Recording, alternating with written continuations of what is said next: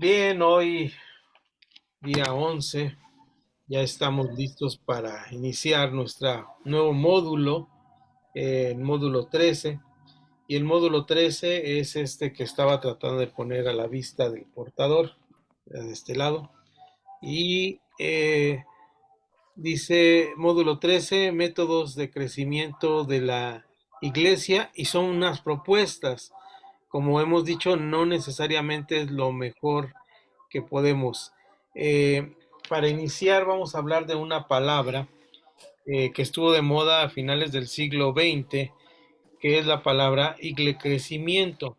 La palabra iglecrecimiento es una palabra compuesta, realmente no creo que esté en el diccionario, pero esta palabra eh, que tiene que ver con nuestra forma de ver la vida como iglesia, crecimiento. Sería esta palabra compuesta de dos. Crecimiento sería una palabra que se puso de moda después de que muchas iglesias empezaron a tener crecimientos muy grandes, y hoy vamos a ver en el mismo índice de nuestro manual la diferencia entre crecer y crecimiento. ¿Se entiende esta palabra? Ustedes díganme si es así. Hay una diferencia entre crecer y crecimiento. ¿Qué piensan ustedes? Bueno, ahí estamos ya. Eh, Voy a dejar de fijar el anclaje y vamos a vernos todos. Eh, Ahí está en galería. ¿Qué piensan? ¿Que hay una diferencia entre crecer y crecimiento o es lo mismo? Parece lo mismo, pero a ver, cuéntenme, ¿cómo ven ustedes en el respecto a crecimiento de número de la iglesia? Es una pregunta que nos hacemos ahí, y vean ustedes en el índice, vamos a ir al índice, ahorita regresamos a nuestra introducción, pero en el índice que está en la página, recuerden que estamos en la que dice módulo 13 y en la que dice método de crecimiento de la iglesia, y arriba en sus títulos debe traer ese M13 para que se ubiquen rápido en el manual. Y exactamente en el índice, uno de los aspectos que nos deben llamar la atención de este curso es que dice qué clase de crecimiento estamos buscando. Es decir, hay un crecimiento y hay otro tipo de crecimiento. Es decir, cuando pregunto si es lo mismo estar creciendo que tener crecimiento, es esto, que hay diferentes tipos de crecimiento, hay diferentes maneras de crecer. Eh, Alguna vez hicimos la broma, no es lo mismo crecer para arriba que crecer para los lados. Y ya cuando estamos viejitos ya no crecemos. Sí, sí crecemos, pero para los lados, ¿no? Entonces ahí es donde nos metemos en problemas. Entonces, sí hay una diferente o hay diferentes maneras de crecimiento. El crecimiento en la iglesia tiene que ver con esto. Por eso estamos en este módulo empezando a trabajar, y vamos a presentarnos ahí. Creo que todos se vayan ubicando en su manual. Tiene que decir módulo, déjenme poner el acento, módulo, y va a ser el número 13. Este es el módulo 13. Y en este módulo 13, ¿qué vamos a estar viendo? Es una propuesta, vuelvo a repetir. Y así en plural como está, vamos a ver, tienen que ubicarse en el manual. Dice métodos de, fíjense bien, crecimiento, y aquí es donde estamos hablando de que hay diferentes maneras de crecimiento de la iglesia. Aquí lo pusieron con mayúscula, vamos a respetar su ortografía, iglesia. Diferentes tipos o métodos de crecimiento en la iglesia. ¿Cuántos métodos de crecimiento puede haber? Bueno, pues independientemente de que puede haber muchísimos, debe haber un crecimiento que sea bíblico, ¿no creen ustedes? Uno que tenga que ver con la forma en que creemos y que estamos hablando de la Biblia, no es lo que nos dice en el crecimiento.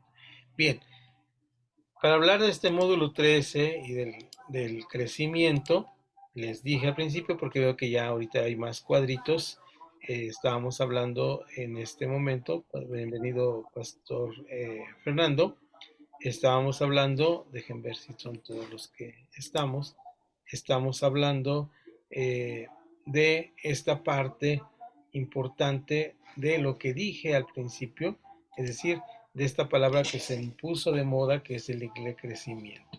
¿Cómo debe crecer la iglesia? Y para empezar a hablar de este módulo 13, vamos a tener que empezar con algo.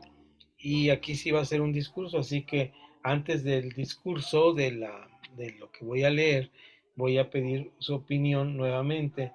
Eh, ¿Cómo es el crecimiento de las iglesias normales? ¿Qué es lo que esperamos que las iglesias, cuando decimos, queremos que las iglesias crezcan, queremos que mi iglesia crezca?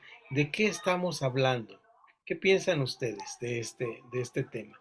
¿Cuál debe ser la forma correcta? Adelante, Pastor Fernando. Dios les bendiga a todos, maestros y pastores. Bueno, desde un punto de vista, muy particular, creo que el crecimiento debe ser como lo que dice de Jesús, ¿no? Que él crecía en sabiduría, en gracia para con Dios y para con los hombres. Muchas veces a lo mejor malinterpretamos el crecimiento y queremos que la iglesia crezca en membresía cuando no hay unos fundamentos sólidos, ¿no? Entonces, yo creo que hay que crecer de una forma discipulando, ¿verdad? Enseñando las verdades espirituales, doctrinas fundamentales y de ahí, ahora sí que fortaleciendo las estacas ensanchan las tiendas, ¿verdad? Es mi punto de vista. Bendiciones, saludos. Gracias por su opinión, Pastor Fernando. Adelante, Pastor Abel. Sí, yo creo que cuando hablamos de crecimiento de iglesia debemos de distinguir qué tipo de crecimiento queremos, ¿va? Si queremos un crecimiento exponencial o queremos un crecimiento primero en la parte de liderazgo. Perdón, es que ¿Sí? me vas a... Esa sería como que una diferencia, ¿no? O sea, porque muchas veces queremos un crecimiento exponencial, pero carecemos de un crecimiento de nuestros servidores, del grupo de gente que nos acompaña como pastores, ¿verdad? Dentro de la iglesia. Entonces, creo que para que haya un crecimiento exponencial en miembros, primero de haber un crecimiento en todos nosotros como pastores y los líderes que nos acompañan, ¿no? En la iglesia. Esa es mi opinión. Gracias, Pastor. Sí, así es. Entonces, estamos viendo aquí dos aspectos que los pastores nos presentan que son muy, muy interesantes. Vamos a revisarlos antes de entrar al tema de la ¿Te puedo reflexión hacer un bíblica comentario, maestro? que tenemos siempre cuando iniciamos una clase. Esta primera reflexión tiene que ver con lo que decía primero el Pastor Fernando. Pastor Fernando nos decía algo muy interesante. Nos decía que tiene que ser bíblico, de acuerdo a los pasajes que recordamos, y quiero que me ayuden a buscarlos para que tengamos citas bíblicas concretas. Hablaba de varios aspectos, ¿no? Hablaba el primer aspecto de cómo crecía Jesús, ¿no? Si no mal recuerdo, está en el Evangelio de Mateo, donde es María la que está posiblemente narrando, y veamos de capítulo 2 a capítulo 3 al final. Habla de los dos personajes. Juan crecía de una manera y Jesús crecía de esa misma manera. Si lo pueden ahí reafirmar, ahorita damos versículos. Y luego hablaba también el pastor de algo muy importante que es en el libro de Hebreos, que dice los fundamentos de la fe, ¿verdad? Dice la traducción que tenemos de Casiodoro de Reina, utiliza la palabra rudimentos, es decir, las bases fundamentales de la fe, y hablaba como destacando o afianzando esto, vamos creciendo adecuadamente. Y muy interesante también el comentario del pastor Abreu porque hablaba de lo exponencial, es decir, debe haber un crecimiento que tenga que ver con una integralidad. Y esto es muy interesante y también por lo exponencial de nuestras poblaciones. La iglesia crece numéricamente y la población crece exponencialmente. Es decir, tenemos una pareja de 2 personas y luego ya tenemos 22 hijos. Santo Dios, pues ya cómo le vamos a hacer así para evangelizar a tantos. Y la población tiene una curva ascendente muy, muy fuerte, ¿no? Recientemente, bueno, después de los años 60, 70, ha habido una disminución en la tasa de población en México, pero bueno, éramos 100 millones cuando yo me casé, ahora estamos 200 millones, nos duplicamos, ¿verdad? Nos duplicamos, es decir, eso es impresionante. Entonces, tenemos que tener bien pensado, como mencionaba el pastor Abel, cómo estamos creciendo, qué tipo de crecimiento queremos, mencionaba, qué tipo de crecimiento queremos. Ahora, este crecimiento es muy importante y aquí tenemos que referenciarnos, vamos a referenciarnos en este momento a que somos el pueblo del pacto, que somos piedra angular, es como nos menciona la Biblia, somos el Israel de Dios, es decir, esa es la iglesia y esa iglesia tiene que tener un crecimiento. Vamos a analizar algunas partes del crecimiento en este momento y para analizarlas vamos a ir refiriéndonos. No voy a poder leer todos los versículos. Me hubiera gustado casi tener la clase completa sobre un análisis de estos pasajes, pero estaba en exámenes finales en la escuela y realmente me quedé corto de tiempo, pero tengo ya la el estudio hecho, pero no pude revisar todos los pasajes, así que vamos a ir revisando versículos claves, que es donde me iba a detener. ¿Qué es el pueblo de Israel y cómo se comporta? Es algo que es muy importante para nosotros los cristianos tener. Perdón, Pastor Abel, quería comentar algo, se quedó su manita arriba. Hasta ahorita estoy viendo que está. Ah, está nomás arriba. Bien, Pastor, gracias. Perdón por. Es que a veces me distraigo y no veo si realmente, pero adelante, cuando no, vuelvo a hacer la indicación, cuando no les haga caso de la manita y levantaron la manita, por favor háganme favor de prender su micrófono e interrumpirme, porque normalmente cuando alguien comparte lo que estamos hablando es una idea valiosa, ¿no? Y tenemos que compartir y aprender a hacer esa hermenéutica comunitaria. Bien, eh, ¿qué es el pueblo de Israel? ¿Cuál es el pueblo de Dios?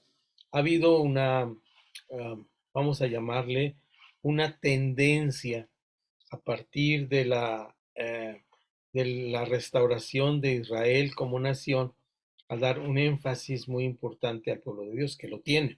No estoy negando ni soy anti Israel ni nada de eso. Simplemente cada cosa tiene su lugar y cada momento tiene su momento, ¿verdad? Se hizo una sobreexposición eh, de esta manera de exaltar a Israel terrenal. Vamos a ver qué es lo que dice la palabra con respecto a esto. Hay pasajes claves muy importantes para tener una perspectiva bíblica del Israel de Dios. Naturalmente esta es una perspectiva bíblica que yo he tomado a lo largo del tiempo, tratando de ser centrado, no irme a odiarlos ni amarlos demasiado, es decir, darle lo que la Biblia les está diciendo. Y vamos a iniciar con el primer pasaje y el primer versículo se encuentra en el libro de Jeremías. Por demás interesante el libro de Jeremías, muy recomendable de leer. Son capítulos largos, son muchos capítulos, pero con mucha enseñanza para ir analizando.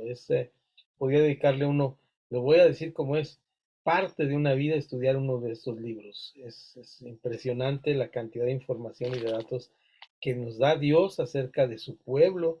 Y en el capítulo 31, Jeremías 31, empieza los primeros versículos en Jeremías 31 diciendo, en aquel tiempo, dice Jehová, yo seré por Dios a todas las familias de Israel. Don Jeremías, ¿qué dijo Paz? Jeremías 31:1. Jeremías 31:1. Empezamos. El capítulo entero es interesante, pero vamos a tomar prácticamente las tres primeras oraciones. Y me detengo ahí en el versículo 1 porque ya ahí no me gusta leer así, pero ya ahí nos dio una clave. Dice, yo seré por Dios a todas las familias de Israel y ellas serán para mí por pueblo.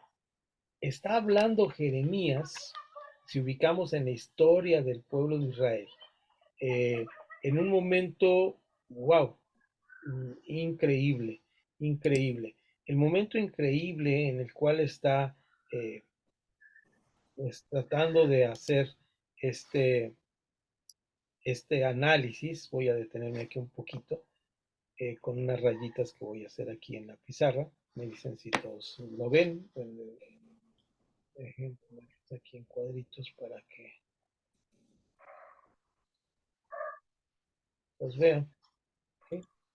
Entonces, me ponen así deditos si están viendo ahí una pizarrita. Entonces, empezamos con que esta es la línea del tiempo. Tengo agarrada la Biblia, por eso no puedo poner shift para que sea derechita. Y aquí tenemos el, el momento de el cristianismo, ¿no? El cristianismo. Para acá estamos nosotros, al lado derecho.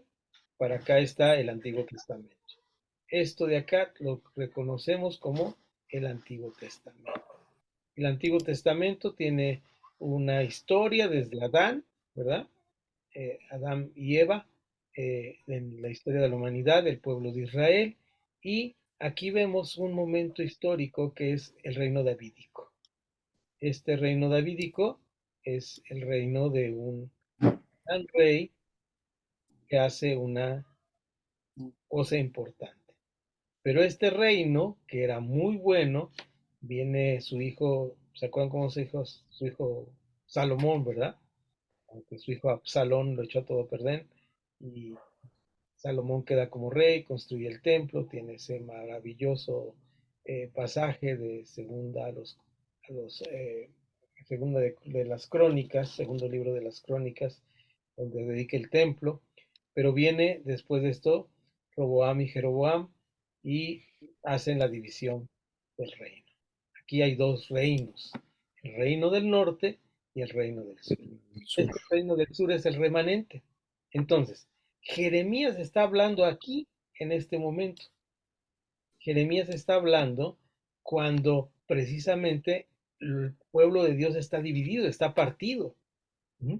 Por eso cuando nosotros leemos estos versículos, no nos pega en el estómago como le pega a quien lee y conoce que en ese momento dice, eh, Jehová, yo seré por Dios a todas las familias de Israel y ellas me serán a mí por pueblo.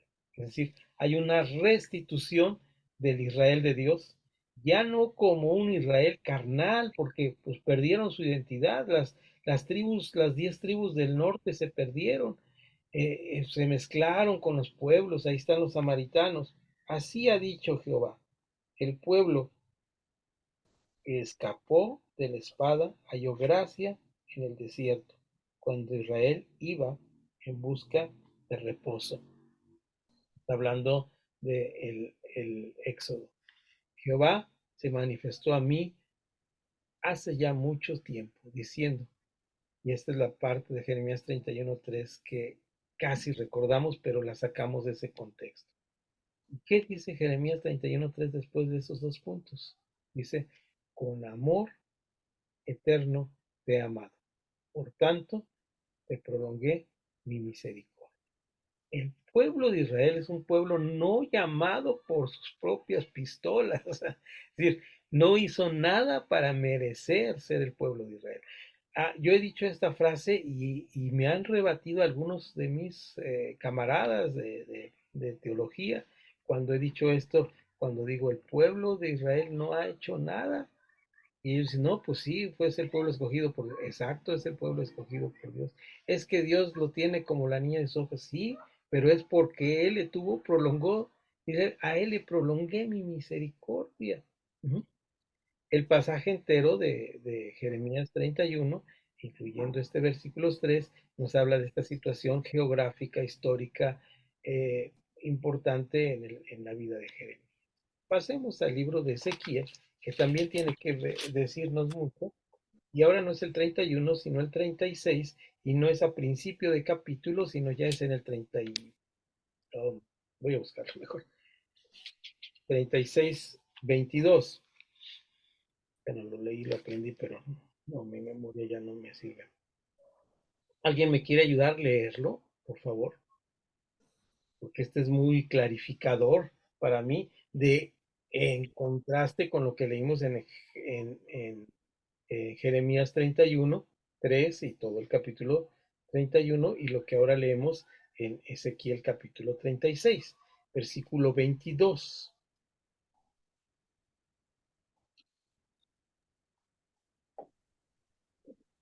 Yo lo leo, maestro. Adelante, por favor. Dice Ezequiel capítulo 36, perdón, verso 22. Por tanto, di a la casa de Israel, así ha dicho Jehová el Señor, no lo hago por vosotros, oh casa de Israel, sino por causa de mi santo nombre, el cual profanasteis vosotros entre las naciones a donde habéis llegado. Tremendo, ¿no? Tremendo Ezequiel diciendo, no lo hago por ustedes, lo hago por mí. O sea, Dios pudo haber escogido a los de aquí de mi pueblo, de Tlajomulco de Zúñiga. A él le plugo escoger a su pueblo. Más de esto nos da una lección tremenda el libro de Romanos en el Nuevo Testamento.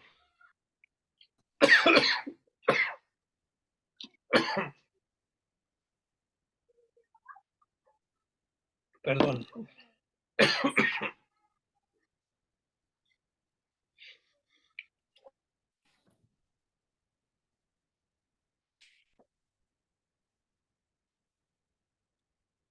Cuando dice que como él en Jeremías, además de lo que leímos, sigue diciendo, pondré mi ley en su mente. Y el 36 dice, yo soy, por mí es que están ustedes renovándose. Y en este sentido, es más que interesante.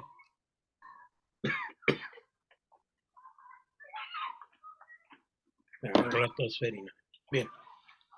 Es más que interesante ver cómo este proceso de purificación de Israel es de Dios hacia ellos.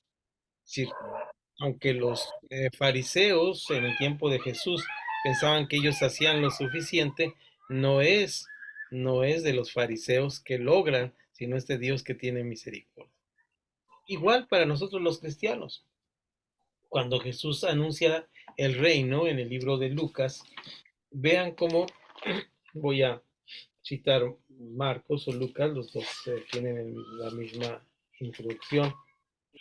Dice Marcos porque es muy corto y porque Lucas inicia eh, con estas, bueno, voy a ir, Mateo también lo puede ser, pero vean ustedes,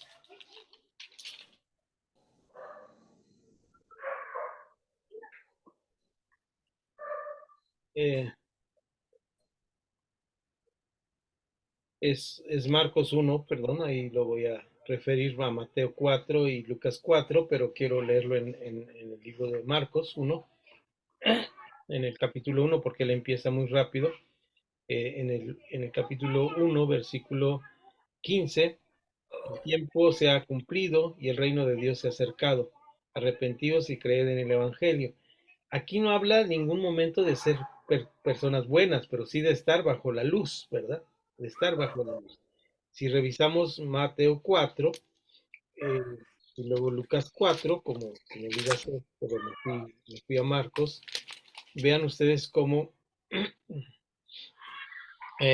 versículo 12, cuando Jesús oyó que Juan estaba preso, volvió a Galilea, y dejando Nazaret vino y habitó en Capernaum, ciudad marítima en la región de Zabulón y Neftalí, para que se cumpliese lo dicho por el profeta Isaías cuando dijo tierra de Zabulón, tierra, y el versículo 17, que es lo mismo que 1, de Marcos, que dice, desde entonces comenzó Jesús a predicar y decir, arrepentíos porque el reino de Dios, de los cielos, perdón, el reino de los cielos. ¿Por qué Mateo dice el reino de los cielos? Porque él está escribiendo a los judíos y ellos respetaban mucho y me parece una idea muy interesante de no decir el nombre de Dios, ¿no? Es un respeto muy interesante. De los cielos se ha acercado. Ahora, ¿cómo lo dice el gentil de Lucas en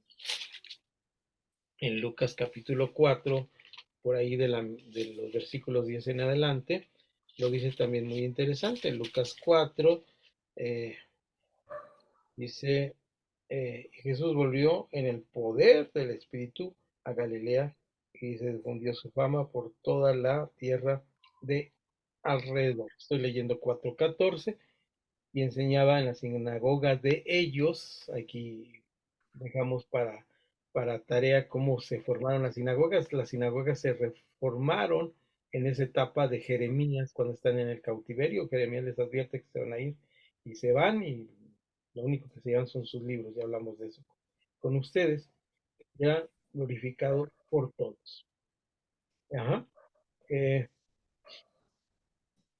Y ya viene la famosa enseñanza de Lucas. Léanla ustedes del verso 16 en adelante. Vino a Nazaret, donde se había criado, y en el día de reposo entró en la sinagoga conforme a la costumbre, se levantó a leer. Se le dio el libro del profeta Isaías, y habiendo abierto el libro, halló el lugar donde estaba escrito. Lo digo de memoria porque tiene letras rojas y se me borra. El Espíritu del Señor está sobre mí, porque me ha ungido para dar buenas nuevas a los quebrantados y a los pobres, me parece, a los quebrantados de corazón. Ah, ¿Qué más dice? A pregonar la libertad a los cautivos y dar vista a los nauncitos como yo, cieguitos que no ven las letras rojas, que aquí son letras rojas en mi Biblia y no las veo. Proclamar libertad a los oprimidos, a predicar el año que es agradable del Señor. Este final de esta cita es el año agradable, es el reino de Dios. Y enrollando el libro, así puedo leer, lo dio al ministro y se sentó, y todos los ojos de todos en la sinagoga estaban fijos en él. Y comenzó a decir, hoy se ha cumplido esta palabra delante de ustedes. Todos daban buen testimonio de él y estaban maravillados de las palabras de gracia que salían de su boca, y decían, ¿no es este el hijo de José? Ahí dejamos la lectura. El reino de Dios está ahí. ¿Dónde más está el reino de Dios? Por tiempo voy a abreviar, y pasajes que ustedes saben muy bien. Está en el libro de Hechos capítulo 1.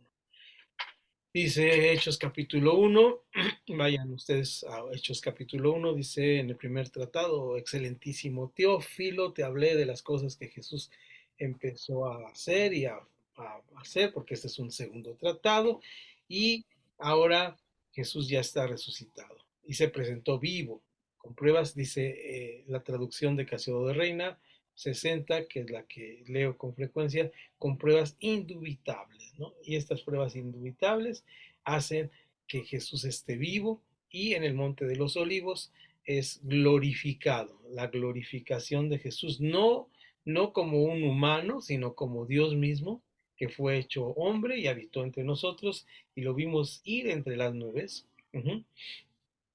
Estuvo vivo por muchos días, 40 días, y hubo una señal muy importante. Dice, no se vayan, me van a ser testigos, pero no se vayan. Recibiréis poder cuando haya venido sobre vosotros el Espíritu Santo. Aquí hay un paréntesis que a veces omitimos. ¿Cuál es ese paréntesis importante? El paréntesis importante es la pregunta que le hacen los discípulos. Imagínense, los dos discípulos que habían querido estar uno a la derecha y otro a la izquierda, ¿no? ¿Recuerdan ustedes de Marcos 10, 11 por ahí? Cuando Jesús dice, así es en el mundo los mandan, pero aquí hay ¿cómo se llaman esas estructuras de poder, ¿no? Que son en la verticalidad, pero aquí estamos en la horizontalidad, y el que sirve va a ser el que va a ser mayor. Y entonces, en este momento, los discípulos, imagínense, resucitado, con pruebas indubitables, ¿Qué le podían hacer los romanos? Lo único que podían haberle hecho fue matarlo y ya lo habían matado y había resucitado. Entonces se presenta vivo con pruebas indubitables y entonces les dice, le hacen la pregunta. ¿Cuál es la pregunta de Hechos 1 que es tan importante? Es una pregunta clave. ¿Restaurarás a Israel en este tiempo? ¿Restaurarás el reino a Israel en este tiempo? El reino davídico. Ellos estaban esperando el Mesías que restaurara el reino davídico y entonces el Señor les dice, no les toca a ustedes saber el tiempo y las sazones que el Padre puso en su sola potestad. Pero, dice ese versículo que si no sabemos de memoria, recibiréis poder cuando haya venido sobre vosotros el Espíritu Santo y me seréis testigos en Jerusalén, en Samaria, en Judea, bueno, tal vez invertir los órdenes geográficos, perdón, y hasta lo último de la tierra. Y viene el Espíritu Santo, una cosa extraordinaria sobre el pueblo de Israel, sobre los prosélitos o seguidores que estaban en esa fiesta famosa de los 50 días o la fiesta del Pascua, del Pentecostés. Y el Pascua había sido la muerte de Jesús y ahora el Pentecostés. Y un gran número, inmenso número de personas se convierten, pero no se quedan en Jerusalén, sino regresan a sus lugares y el reino de Dios se esparce por todo el mundo. Fue la manera en que Dios permitió que fuera en ese momento la venida del Espíritu Santo y para que todo el mundo se fuera. Nosotros conocemos una parte de la historia de esa primera iglesia, pero esa historia se multiplicó por cada uno de esas personas de los 5,000 que regresaron a sus tiempos. Pero la iglesia que quedó en Jerusalén queda con varios aspectos importantes. ¿Qué empieza a pasar en esa iglesia? Que crecía. No creció porque hubo una conversión de 5,000 y luego de 3,000, no. Creció por algo muy importante, porque lo que dice en capítulo 2 de Hechos, los últimos versículos, que son el 42 al 47, vamos a leerlo, alguien que me lo lea. Primero déjenme revisar, porque ya les digo, ya ando mal de la parte memorial. Hechos 2:45 al 46. Bueno, son los últimos versículos, ¿no? No hay pierde, no sé cuáles voy a citar, pero 45 al 47 realmente voy a leer y luego alguien que me ayude del 45 al 47, porque el 43 habla de la vida de los primeros cristianos, es el subtítulo que tiene aquí la Biblia. Eso no está en la Biblia, eso es una referencia que nos ayuda a ver ese párrafo. Y dice, y sobrevino temor a toda persona, y muchas maravillas y señales eran hechas por los apóstoles. Todos los que habían creído estaban juntos y tenían en común todas las cosas. Ahora sí, el versículo 45 al 47. Si alguien lo tiene, adelante, pastora Belén. Y vendían sus propiedades y sus bienes y los repartían a todos según la necesidad de cada uno. Y perseverando unánimes cada día en el templo y partiendo el pan en las casas, comían juntos con alegría y sencillez de corazón, alabando a Dios y teniendo favor con todo el pueblo. Y el Señor añadía cada día a la iglesia los que habían de ser salvos. Ahí está la crecimiento verdadera, ¿no? ¿Cómo debe ser? Primero, un versículo que no leímos antes de este, porque no lo marca así el párrafo, que es el anterior, que es el 2:44. Todos los que habían creído estaban juntos y tenían en común todas las cosas, ese lo leímos, pero, perdón, del 42, leí mal, y perseveraban en la doctrina. Lo primero es que tenían una sola idea. Doctrina es de la palabra latina docere, que quiere decir enseñanza, y esa doctrina tiene que ver con el decir las cosas. Es decir, nosotros decimos cómo son las cosas. La doctrina es decimos cómo son las cosas. Por eso es tan importante la estructura doctrinal. Sí es verdad que a veces dentro de las iglesias pentecostales o las iglesias como la mía, que son más dadas a la llenura y plenitud del Espíritu Santo, tenemos un énfasis más a la convicción de fe, es decir, lo que sentimos, lo que esta convicción de fe yo la expreso de la manera siguiente. Una iglesia tradicional dice, creemos en Dios Todopoderoso, Creador de los cielos y la tierra. Esa es una doctrina, ¿verdad? Es una enseñanza que se da así. Y nosotros decimos, conocemos a Dios. No creemos en Él, lo conocemos. Esa es una convicción, tenemos una convicción de fe. Esa es la convicción de fe, pero la doctrina es parte fundamental. Ese es tener una sola idea. Además, lo que nos hizo favor de leer la pastora Belén es que tenían todas las cosas en común. Eh, Había estos carismas, ¿verdad? Una palabra griega que es regalos, tenía que ver con la doctrina, como lo dije, pero también con el amor, con ese amor de Dios que conocemos, el amor de Dios es agape, y algo con una palabra muy importante. ¿Qué hacían? Alababan a Dios y le adoraban, leían su palabra.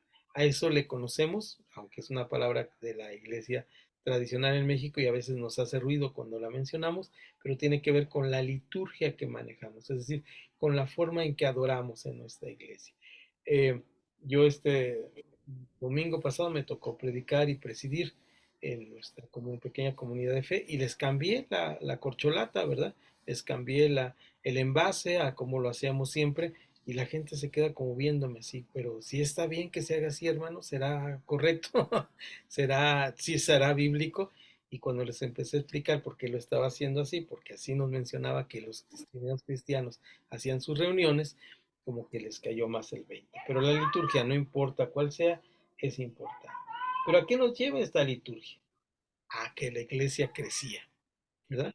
Lo que leyó la pastora, y el Señor añadía cada día a la iglesia los que habían de ser salvos. ¿De acuerdo? ¿Qué les parece esto? Entonces entremos a este curso de métodos de crecimiento de la iglesia, no porque nuestras iglesias no estén creciendo, no porque no tengamos el modelo adecuado, sino porque podemos analizar una serie de propuestas o analizar muchos detalles durante 8 clases que nos llevarán a trabajar en nuestra reflexión sobre el crecimiento de nuestra iglesia. La reflexión del crecimiento de la iglesia nos va a ayudar a qué cosa, pues nada menos que hacer a tomar pasos conscientes hacia el crecimiento de la iglesia. Es una frase, no sé si se usa en México, aquí cuando se tiene un negocio y está esperando uno que llegue el cliente, dice, están a las caiditas. O sea, que alguien les llegue a la tienda y les toque, oye, ¿me puedes vender unos cerillos? ¿Me puedes vender sal? Están, a que alguien llega, no tiene la puerta cerrada. Y muchas iglesias están así, ¿verdad? Y otras iglesias son como los Oxxos que llamamos tiendas de conveniencia. Y un día un pastor se me enojó mucho porque le dije, pues, hermano, yo pienso que su iglesia es una iglesia de conveniencia, o sea, está en una esquina donde hay 5 rutas de camiones y la iglesia, la gente se baja y yo, la mayoría de los que conozco que están ahí, me han dicho que van a la iglesia porque vieron esa iglesia y no tenían otra iglesia, porque ya les había aburrido su iglesia y por eso es una iglesia de conveniencia su iglesia. No, no, la iglesia es poder del Espíritu Santo. Está bien, hermano, está bien, no digo, pero sí hay un factor, porque cuando tenemos este tipo de crecimiento y no reflexionamos por qué nuestra iglesia crece, por qué nuestra iglesia crece. Así que vamos ya están en el manual, vamos al índice y está dividido en varias unidades, factores del crecimiento de la iglesia, unidad 1, la unidad 2 que dice, así que, así que, así que quieren quienes, ay mamá, ay, ay, ay,